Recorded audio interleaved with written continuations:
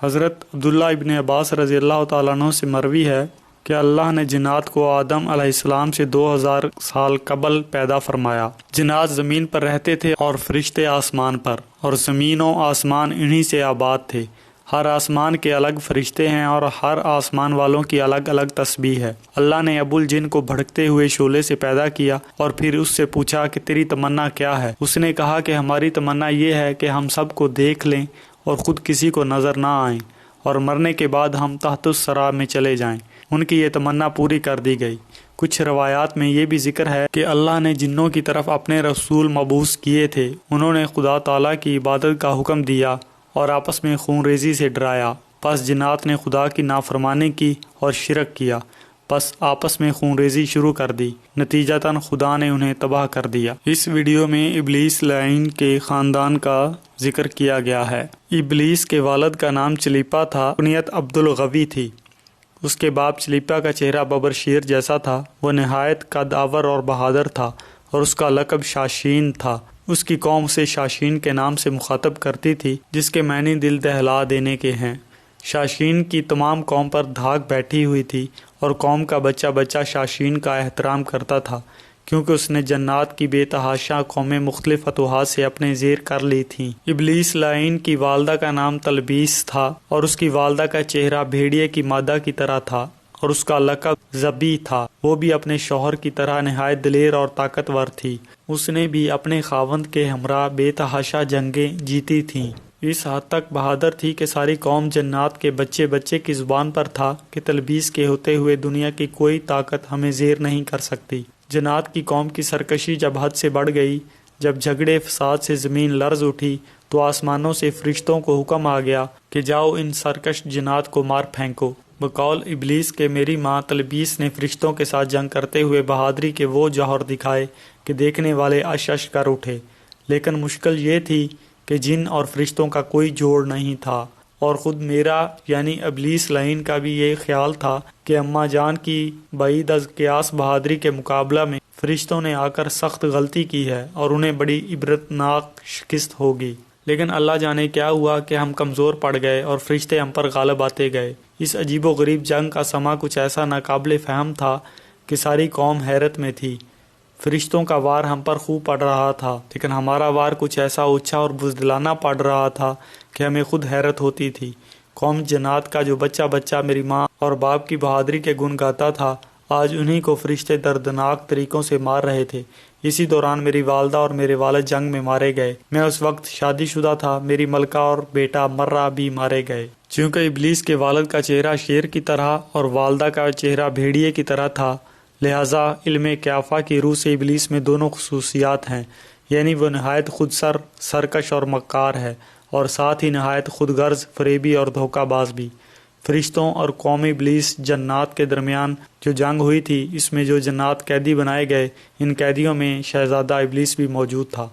فرشتے جب بارگاہ تعالیٰ میں حاضر ہوئے تو ان کو حکم ہوا عزازیل کی بہترین تربیت کرو۔ چنانچہ فرشتوں نے ابلیس کی تربیت نہایت انداز سے کی۔ اللہ جل جلالہ کے رتبہ اور جاہ و جلال سے آشنا کیا گیا، عبادت اور ریاضت کے طریقے اور آداب سمجھائے گئے، یہاں تک کہ پہلے آسمان والوں نے اس کو عابد کہا، دوسرے آسمان والوں نے زاہد، تیسرے آسمان والوں نے عارف، چوتھے آسمان والوں نے ولی، پانچویں آسمان والوں نے تقی، چھٹے آسمان والوں نے خاشع، اور ساتویں آسمان والوں نے عزازیل کے لقب سے ملقب کیا۔ تھوڑے ہی عرصے میں یہ اپنی فطری تیزی تراری کے باعث سب کچھ سیکھ گیا، اور وہی فرشتے جو کبھی اس کے معلم و تعلیق تھے، بحکم خداوندی علوم عالیہ میں امداد لینے لگے۔ رفتہ رفتہ عزازیل اپنی قابلیت کے باعث فرشتوں کا استاد بن گیا۔ ابلیس اپنی عبادت و زہد میں اتنا مقرب ہوا کہ مختلف آسمانوں میں اس کے مختلف رتبے بنے۔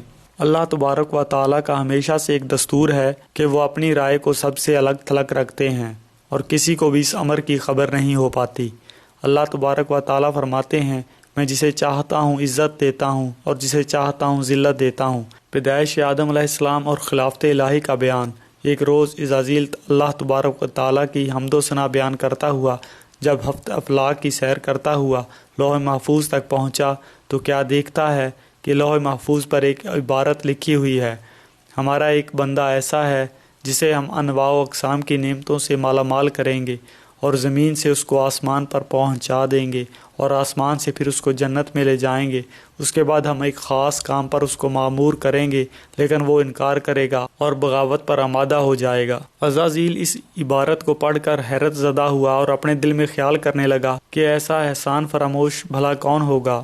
دوبارہ عبارت پر غور کیا تو عبارت کے قریب ہی نہایت واضح لکھا ہوا تھا اعوذ باللہ من الشیطان الرجیم۔ یہ پڑھ کر وہ تقریباً 2000 سال تک روتا رہا اور خود ہی لان تان کرتا رہا کہ ایسا بدبخت کون ہو سکتا ہے جو رب کریم کا نافرمان ہے۔ گھبرا کر بارگاہ الہی میں حاضری دی اور بولا، اے رب العالمین، یہ شیطان الرجیم کون ہے جس سے پناہ مانگنی چاہیے؟ اللہ تبارک و تعالیٰ نے فرمایا کہ ہمارا ایک بندہ ہے جو انواع و اقسام کی نعمتوں سے سرفراز کیا جائے گا، لیکن ہمارے ایک حکم کو نہ ماننے کے باعث مردود بارگاہ ہو جائے گا۔ عزازیل نے عرض کی، یا الہی، میں اس ملعون کو دیکھنا چاہتا ہوں۔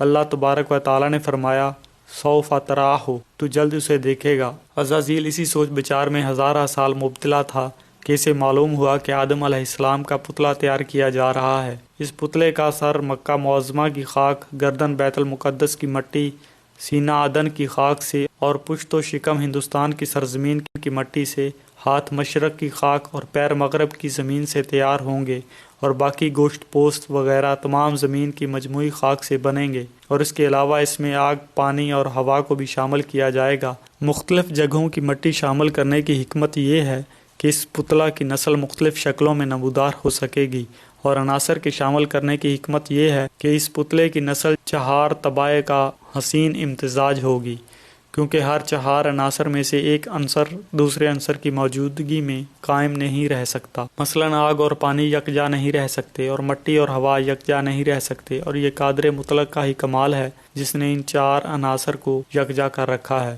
اور یہ جامع العجائب والغرائب پتلا صانع مطلق نے اپنے ہاتھ جیسا کہ اس کی شان کے لائق ہے سے بنائے گا۔ پھر جب پتلے کو تیار کر لیا گیا تو پتلے کو زمین پر بھیج دیا گیا۔ عزازیل فوراً اس پتلے کو دیکھنے کے لیے زمین پر پہنچا تاکہ دیکھ سکے کہ اس کی اندرونی اور بیرونی ساخت کیسی ہے اور اس کے اندر کس قسم کی میکانزم، مشینری یعنی نظام رکھا ہے۔ سب سے پہلے عزازیل نے پتلے کو ٹھونک بجا کر دیکھا تو پتلے سے ایک بڑی ہی عجیب و غریب آواز پیدا ہوئی۔ جب بیرونی مشاہدے کے بعد عزازیل کسی بھی حتمی نتیجے پر نہ پہنچ سکا تو اپنی مخصوص طاقتوں کے ذریعے پتلے کے اندر داخل ہو گیا۔ شاید اسی لیے کہا گیا ہے کہ شیطان تمہاری رگوں میں خون کی طرح دوڑتا ہے تاکہ پتلے کا اندرونی مطالعہ کر سکے۔ دوران سیر اس کو بہت ساری باتیں معلوم ہوئیں، اور عزازیل نے اپنی طویل عمر میں جو کچھ دیکھا تھا وہ سب اس پتلے میں موجود تھا۔ چنانچہ جب وہ رگ رگ کی سیر کرتا ہوا قلب تک پہنچا تو قلب کچھ اس طرح بند کیا گیا تھا کہ اپنی مخصوص طاقتوں اور مخفی علوم جاننے کے باوجود وہ قلب کو نہ کھول سکا اور نہ اس کے اندرونی حالات معلوم کر سکا۔ بس عزازیل سمجھ گیا کہ اس پراسرار ڈبیا میں کوئی خاص خزانہ چھپا ہوا ہے جسے مجھ سے پوشیدہ رکھنے کا مکمل انتظام کیا گیا ہے۔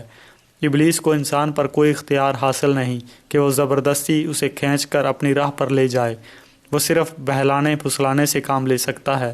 سورہ اعراف میں شیطان ابلیس کے متعلق کیوں بیان کیا گیا ہے؟ فرشتوں نے تو آدم کی اطاعت کی مگر ابلیس اطاعت گزار نہ ہوا۔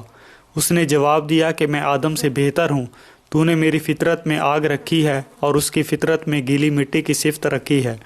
اللہ نے اسے جنت سے نکل جانے کا حکم دیا کیونکہ اس نے تکبر کیا اور ذلیل لوگوں میں شمار ہوا۔ اس نے کہا، اے میرے رب، مجھے اس دن تک مہلت دے جب کہ وہ اٹھائے جائیں۔ شیطان نے عزم ظاہر کیا کہ وہ انسانوں کو سیدھے راستے سے بھٹکائے گا، ورغلائے گا۔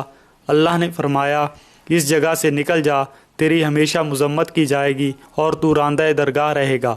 جو بھی تیری اتباع کریں گے میں ان سب کو جہنم میں ڈالوں گا، اور اے آدم، میں تجھ سے کہتا ہوں کہ تو اور تیرا ساتھی جنت میں رہو، بس تم جہاں سے چاہو کھاؤ اور اس درخت کے قریب نہ جانا ورنہ تم ظالم ہو جاؤ گے۔ اس پر شیطان نے ان دونوں آدم و حوا کے دل میں وسوسہ ڈالا تاکہ جو کچھ ان کے ننگ میں ان سے چھپایا گیا تھا ان کو ظاہر کر دے، اور کہا، اس درخت سے تمہارے رب نے تمہیں صرف اس لیے منع کیا ہے کہ کہیں تم دونوں فرشتے نہ بن جاؤ یا تم دونوں حیات ابدی نہ پالو۔ جابر رضی اللہ تعالیٰ عنہ سے روایت ہے کہ رسول اللہ صلی اللہ علیہ وآلہ وسلم نے فرمایا کہ ابلیس لعین اپنا تخت پانی پر رکھتا ہے، پھر اپنے لشکروں کو بھیجتا ہے۔ ان لشکروں میں سے شیطان کے نزدیک زیادہ مقرب وہ ہوتا ہے جو بڑے سے بڑا فتنہ پیدا کر دے۔ اللہ پاک ہمیں شیطان کے شر سے محفوظ فرمائے، آمین۔